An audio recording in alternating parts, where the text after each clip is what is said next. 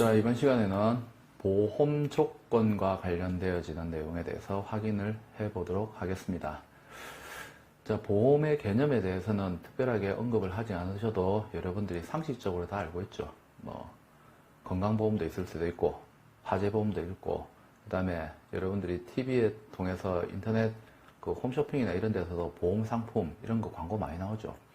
보험에 대한 정의를 굳이 문자로 정의하지 않으셔도 뭐 때문에 필요하고 뭐다라는 거에 대해서는, 그리고 자동차 운전하시는 분들도 많이 있고, 그래서 보험하고 관련된 우리 일상생활이기 때문에 굳이 이 부분에 대해서 정의를 하지 않아도 여러분들 잘 알고 있을 것 같아요. 그리고 우리 무역도 마찬가지로 미래에 발생될 수 있는 예기치 못한 사건, 사고의 위험에 대해서 보험이라는 게 필요합니다. 특히 이제 우리 수출 수입업자와 관련되어지는 무역 당사자에 있어서의 보험, 바로 거래 대상이 되는 물품에 대한 보험이겠죠. 우리가 이것을 적화보험이라 얘기해요. 적화보험. 그리고 운송 방식에 따라서 선박을 통해서 운송을 하는 경우도 있고, 그 다음에 철도, 자동차, 그 다음에 항공기, 여러 개의 운송수단이 결합되어진 복합운송, 다양한 방식의 운송 방식이 있죠. 어쨌든 해상 운송이 가장 대표적인 운송 방식이고, 거기에 맞춰서 보험의 역사도 해상 적화보험부터 해서 시작이 되었다 해도 과언이 아닙니다. 그래서 운송수단별로 차이가 있을 뿐이지 실제로는 해상 적화보험, 해상보험 한 개만 하더라도 나머지 보험에 대한 개념은 다 운송수단의 차이점 뿐이고 동일하다고 보셔도 돼요. 그래서 모든 교재에서 다 우리가 이제 보험과 관련되어서는 해상 적화보험을 기준으로 해서 보험에 대한 일반적인 내용을 설명을 하게 됩니다. 그리고 지금 나오는 보험 조건들은 보험과 관련되는 가장 일반 놈들이에요. 차후에 이제 우리가 국제협정이라든지 또는 보험과 관련돼서 좀 더 깊이 있게 여러 가지 담보 위험이나 이런 거에 대해서도 새로 다 배우게 될 거예요. 여기서는 보험에 대한 가장 기본적인 개념으로 생각하시면 됩니다. 그리고 이 용어들은 무역에서만 사용하는 것이 아니고 우리 일상생활에서도 역시 사용되어지는 거예요. 우리 일상생활에서도 이제 보험자와 관련되어지는 피보험자와 관련되어지는 이런 일반적인 용어들 다 동일하다고 보시면 됩니다. 그래서 상식적으로 알고 계시는 분들도 있고 아니신 분들도 있고, 그래서 이번 시간은 간단하게 우리가 보험 일반론에 대해서 정리를 한다, 이렇게 가벼운 마음으로 보시면 될 것 같아요. 자, 계약 당사자는 크게 보험자, 보험계약자, 피보험자에서 세 사람으로 우리가 축약을 할 수가 있습니다. 자, 보험자, 바로 보험회사예요. 보험 사업을 통해서 이제 보험과 관련되어지는 사업을 수행하는 당사자, 우리가 흔히 보험회사, 인슈런스 컴퍼니라고 얘기하는 보험회사를 우리가 보험자라고 부르죠. 영문으로 인슈어러, 어슈어러라는 표현을 씁니다. 그 다음에 보험계약자는 보험회사하고 실제 보험계약을 체결하는 당사자죠. 보험계약을 체결하면 보험회사로부터 보험 관련되어지는 여러 가지 보험 증빙 서류를 받게 돼요. 그래서 서류를 가지게 되는 사람이라서 policy holder라는 표현을 쓰게 됩니다. 실제로 이제 보험료를 납부하는 사람이 되겠죠. 자, 그 다음에 피보험자라고 있습니다. 보험 사고는 발생이 되어지는 것은 좋지 않습니다. 발생이 되지 않는 것이 더 좋은 거죠. 근데 발생이 되게 되면은 보험 계약에 의거해서 보험회사로부터 보험금을 수령받을 수 있는 당사자가 있는데, 이 사람을 우리가 피보험자라고 얘기하죠. 그래서 insured, assured라는 표현을 씁니다. 영문 같이 기억하셔야 됩니다. 영문을 같이 기억하셔야 돼요. 자, 실제로는 이 피보험자하고 보험계약자는 동일한 당사자일 수도 있고 아닐 수도 있어요. 수출자가 수출자 자신을 위해서 보험에 가입할 수도 있지만, 수출자가 수입업자를 위해서 보험에 가입할 수도 있습니다. 그래서 어떤 경우에는 피보험자하고 보험계약자가 동일인 가능성도 있고, 어떤 경우에는 전혀 다른 당사자일 수도 있고, 요거는 이제 우리 실무에서도 마찬가지죠. 일상생활에서도 마찬가지입니다. 여러분들이 나중에 이제 또는 지금 현재 취업을 하셔서 부모님을 위해서, 가족을 위해서 보험에 가입을 할 때, 여러분이 보험계약자이지만 보험금 수령받는 사람은 다른 가족을 피보험자로 해서 보험에 가입할 수도 있어요. 또는 내가 내 자신을 위해서 보험에 가입을 할 수도 있죠. 그래서 보험계약자하고 피보험자는 동일한 당사자일 수도 있고 아닐 수도 있고, 그거는 상황에 따라서 다 차이가 있습니다. 여기서 여러분들 용어를 기억하셔야 돼요. 인슈어러, 어슈어러, 펄리시 홀더, 그 다음에 인슈어드, 어슈어드라는 이 내용 잘 기억을 하셔야 됩니다. 자, 그리고 해상보험이 가지는 해상보험이라고 가르쳐놨지. 왜냐하면 일반적인 보험 계약 성질도 다 똑같아요. 우리 매매계약하고 유사하다 볼 수 있습니다. 매매계약에서 합의적, 유상적, 쌍무적, 불효식 이런 얘기했죠. 해상보험계약도 역시 일반 계약법에 의한 계약하고 동일한 성격을 가지기 때문에 합의적, 유상적, 쌍무적, 불효식이라는 특성을 동일하게 가지고 있습니다. 그 다음에 좀 다른 특성이 있어요. 최대 선의의 계약, utmost good faith라는 거. good faith. 우리는 신의 성실의 원칙이라고 하죠. 신의 성실의 원칙. 그래서 보험 계약을 체결할 때 피보험자나 보험계약자는 보험회사를 속여서는 안 됩니다. 보험 목적물에 대한 내용을 사실 그대로 밝혀야 돼요. 그리고 보험회사도 실제 사고가 발생되어지면 약속한 대로 보험금을 지불해야 돼요. 우리가 이런 것들을 법리적인 측면에서 이제 신의 성실의 원칙이라고 부르는데, 그 신의 성실의 원칙보다도 더 충실해야 된다. 더 속여서는 안 된다. 그래서 이제 utmost good faith, 최대 선의라는 표현을 사용합니다.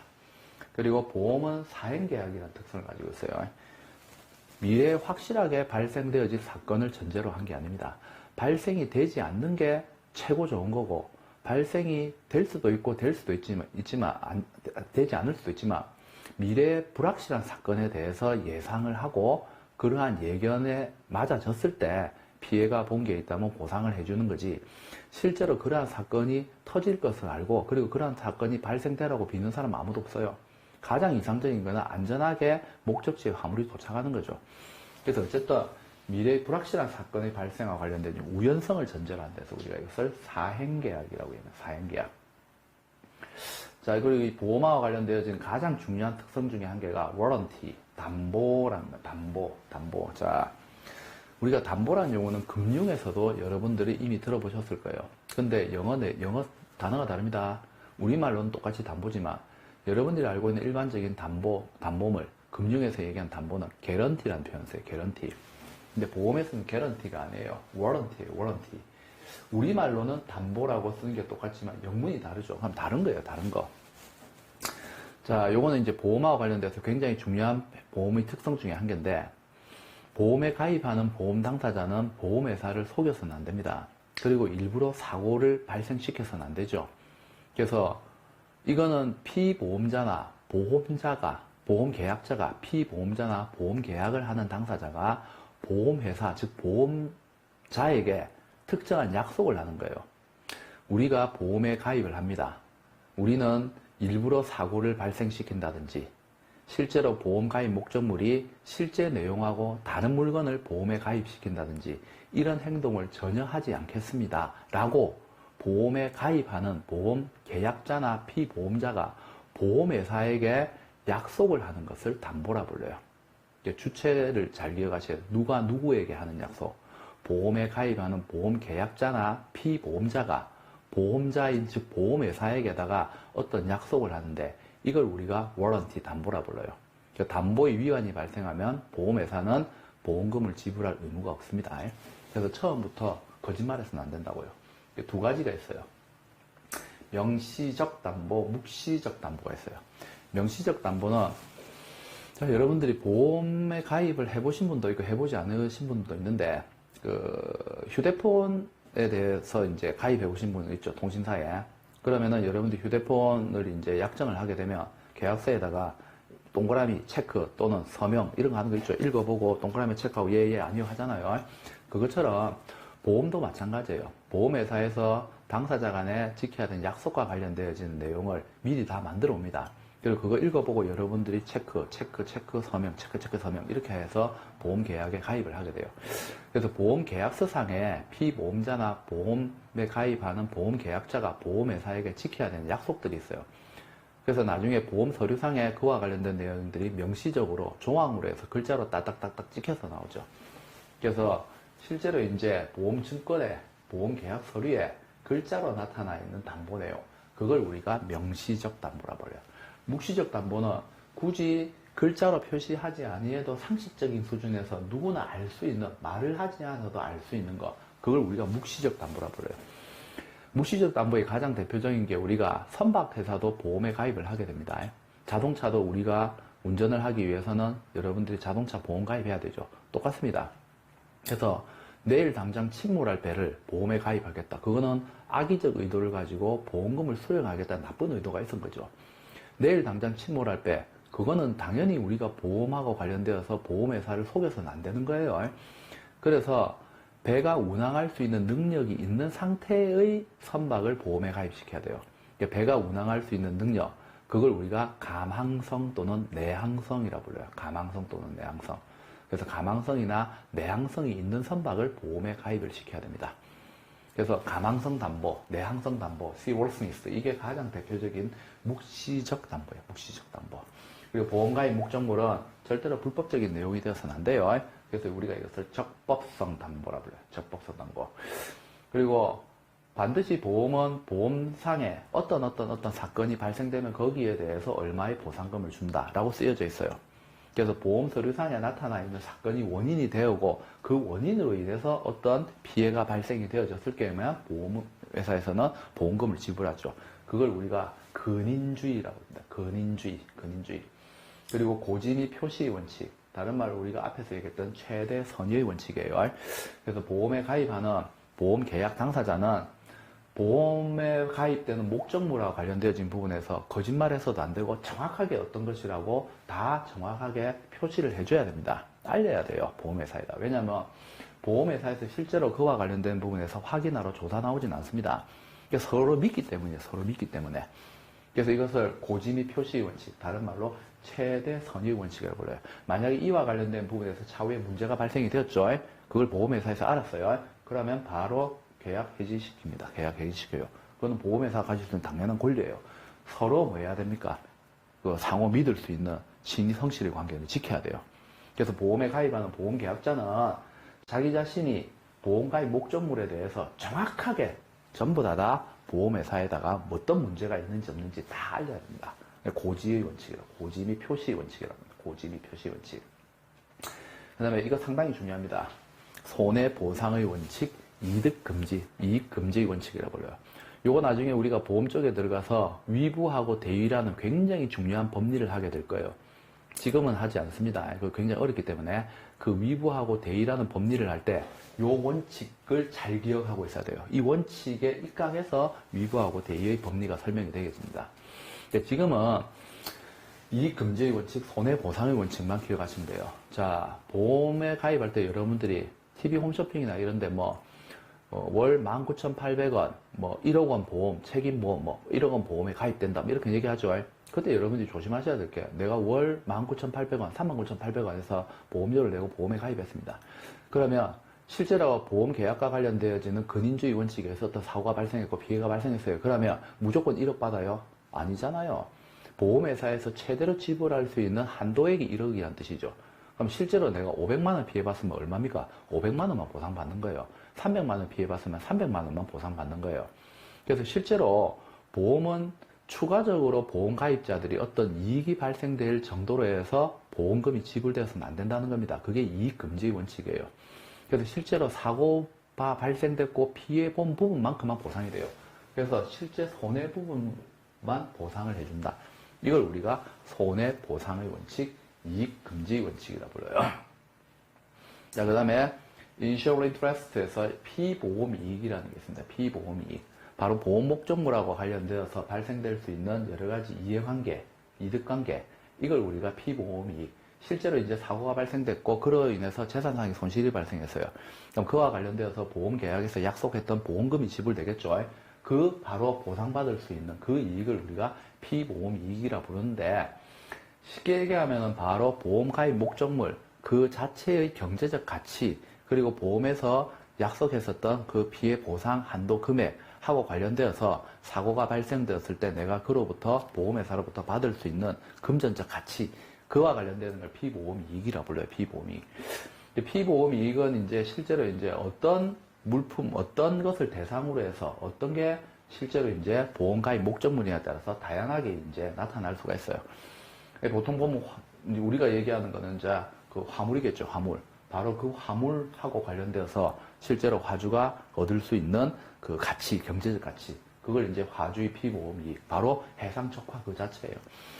자, 다른 건 떠나서 우리가 이런 거에 대해서 너무 깊이 있게 생각하실 필요는 없고, 자, 희망이익, 요거는 잘 기억하셔야 됩니다.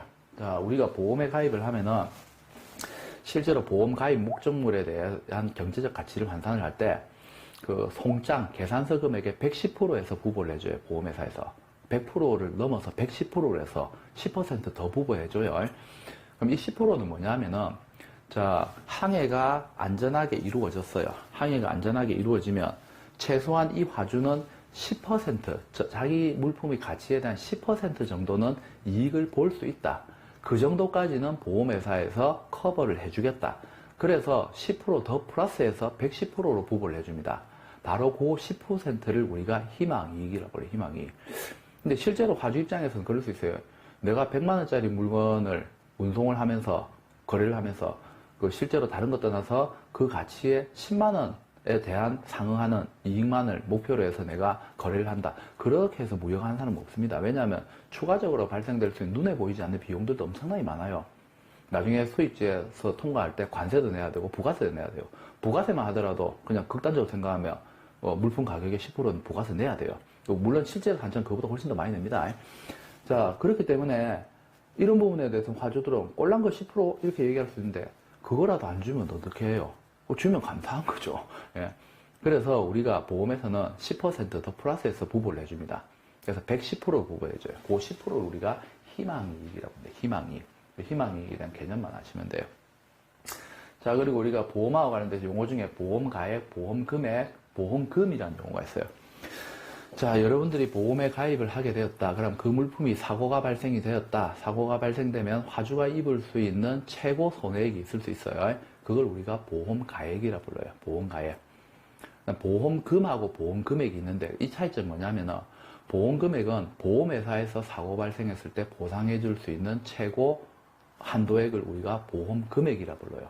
보험금은 실제 사고 발생되었을 때 보상해는 지급되어지는 돈을 우리가 보험금이라 부릅니다. 그래서 TV 홈쇼핑 같은 데서 보험금액 1억 원 했어요. 그러면 보험회사에서 최대한 지불할 수 있는 게 1억이란 뜻이에요. 근데 여러분들이 그 보험에 가입했고 실제로 손해가 발생했는데 20만원 손해 발생했어요. 보험회사에서는 20만원만 주게 돼요. 그 20만원이 보험금이에요. 보험금.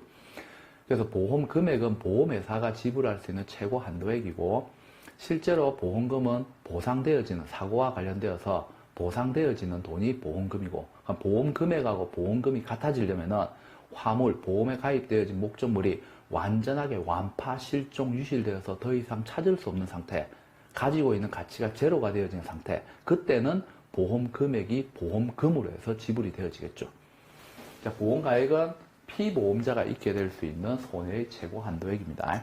그래서 보험가액, 보험금액, 보험금 이 3자에 있어서의 차이점을 여러분들이 잘 이해를 하셔야 됩니다.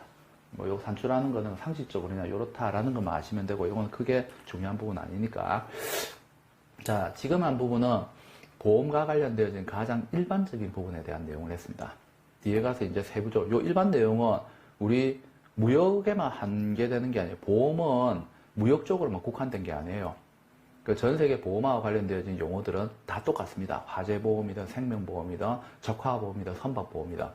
지금 한 내용은 우리 보험 전체에 대해서 일반적으로 적용되는 내용이라고 보시면 돼요. 자, 그리고 우리가 해상 적화와 관련되어지는 부분에 대해서는 담보위험법부터 해상손해, 그 다음에 위부대의 또는 ICC 협회 적화약관 이런 거에 대해서는 차후에 뒷단원에서 세부적으로 알아보도록 하겠습니다. 특히 오늘 한 것 중에는 우리가 이제 담보라는 용어, 명시적 담보, 묵시적 담보 이 용어 잘 기억하셔야 돼요. 그리고 보험가액, 보험금액, 보험금의 차이점 요 세 개의 차이점을 잘 기억하시기 바랍니다. 자, 수고하셨습니다.